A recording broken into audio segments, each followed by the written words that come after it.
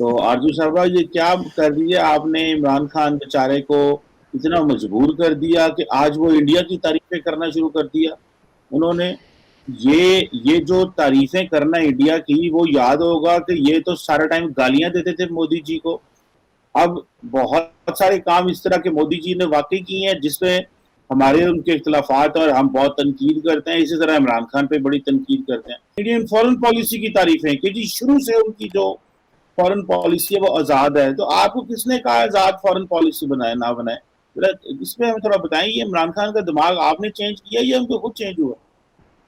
सबसे पहले तो सर बहुत शुक्रिया कि आपने इनवाइट किया। दूसरा, आपकी मैं एक वीडियो देख रही थी जो इमरान खान के स्टेटमेंट के बाद आपने बनाई है, और उसमें आपने ये दावा किया है कि मुझे लगता है कि इमरान खान मेरी वीडियो देखने लगे।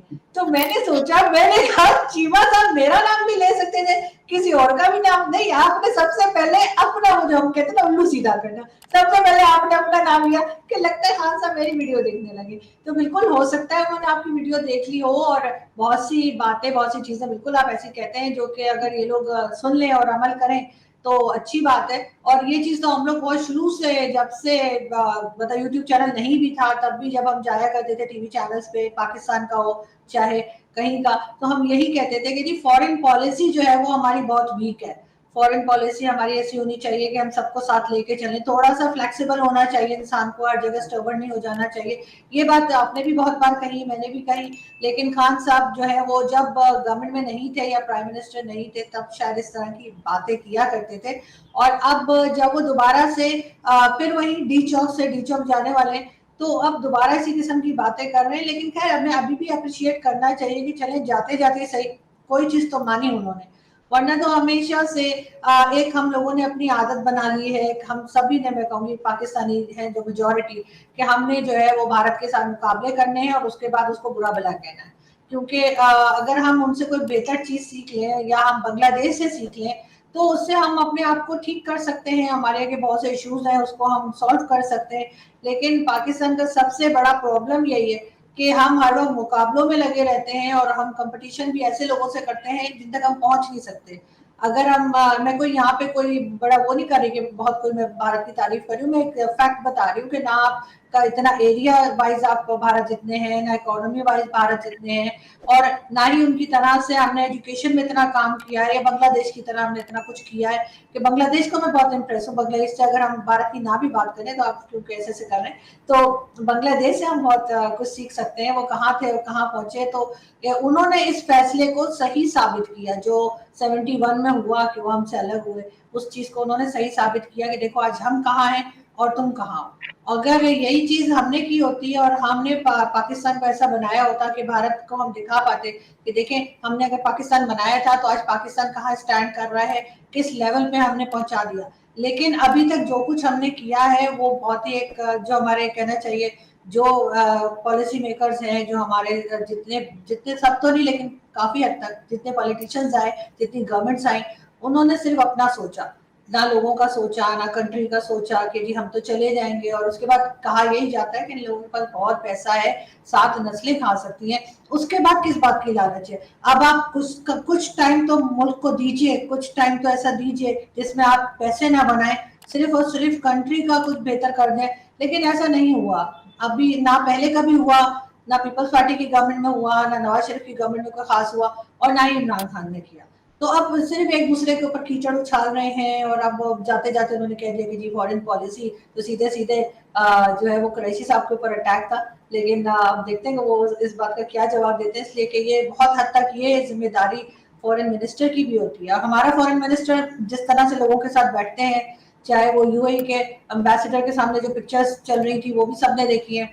बाकी कोई अगर आता है किसी और कंट्री का हमें विजिट करने आता है तो वो बेचारे ने अपनी अम्ब्रेला खुद पकड़ी होती है, और शाह साहब की अम्ब्रेला उनके साथ के जो उनके एम्प्लॉयज होते हैं या उनके जो असिस्टेंट होते हैं उन्होंने पकड़ी होती है। तो वो नवा भी तो जाती नहीं ना हम लोगों में से। तो वो चीज एक है और हमेशा रहेगी। और इमरान खान ने तो ये भी कहा था कि मैं तो जब प्राइम मिनिस्टर बना तो मैं साइकिल पे आया जाया करूंगा। अब लग रहा है हेलीकॉप्टर से बाहर आते हुए थोड़ी घबराहट हो रही है खान साहब को, इसलिए बार बार जो है लोगों से रिक्वेस्ट कर रहे हैं कि बचा लो, लेकिन न होता हुआ नजर नहीं आ रहा। बिल्कुल आपकी बात ठीक है। जिसे आप कहते हैं ना, हमारा और भारत का डीएनए तो एक है। हम लोग एक ही हैं सारे, मतलब ये नहीं है कि उनका जिसे वो कहते हैं ना कि वो कोई हमसे ज्यादा कोई इंटेलिजेंट है या हम उनसे ज्यादा इंटेलिजेंट है। एक ही ब्रीड है, एक इलाका है, एक ही हमारा डीएनए, एक ही सारा कुछ है। सिर्फ फर्क एक चीज का, उनके अंदर पॉलिटिकल स्टेबिलिटी है और हमारे अंदर पॉलिटिकल स्टेबिलिटी नहीं। उन्होंने समहाउ दे मैनेज के उनके इंस्टीट्यूशंस प्रिवेल करें, हमारे यहाँ इंडिविजुअल्स प्रिवेल करते हैं। हमारे यहाँ जिसे आप कह लें कि लोग मजबूत हैं, उनका अदारा मजबूत है। तो उधर पार्लियामेंट अपना रोल प्ले करती है, हमारे यहाँ ये होता है कि पार्लियामेंट को इधर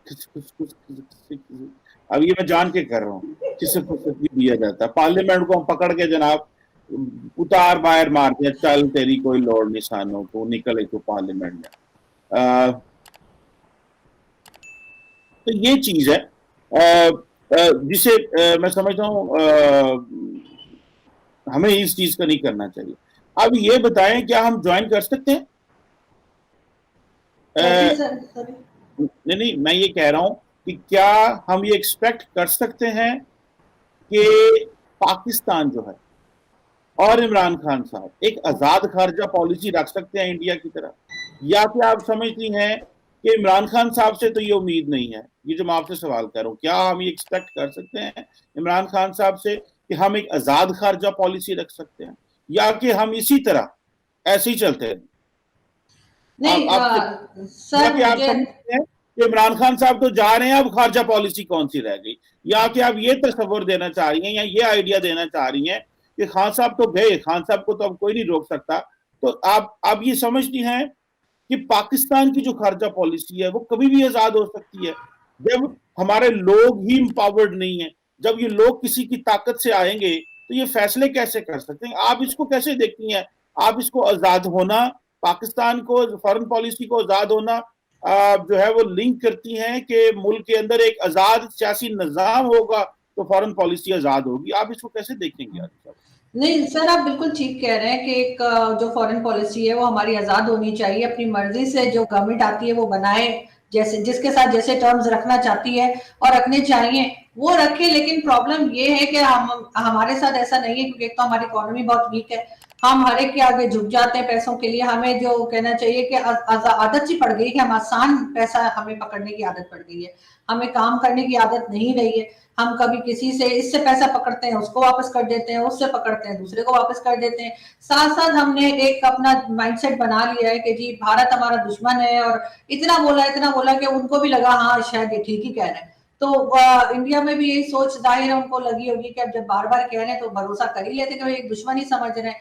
उसके बाद आपने जो है वो हर चीज में कश्मीर कश्मीर कश्मीर डाल के, क्योंकि अगर आप कश्मीर कश्मीर नहीं करते तो यहाँ पे बहुत से लोगों की दुकानें बंद हो जाती है ना, वो जो कॉर्नर के प्लॉट वाले और वो आइलैंड वाले, वो फ्लैट वाले, वो लंदन, कनाडा, अमेरिका, यूएई, तो वो पिज्जा हट वगैरह को, वो पिज्जा हट कह रही हूँ, वो क्या है वो पापा जॉन्स वगैरह, तो वो थोड़ा मसला पड़ जाता।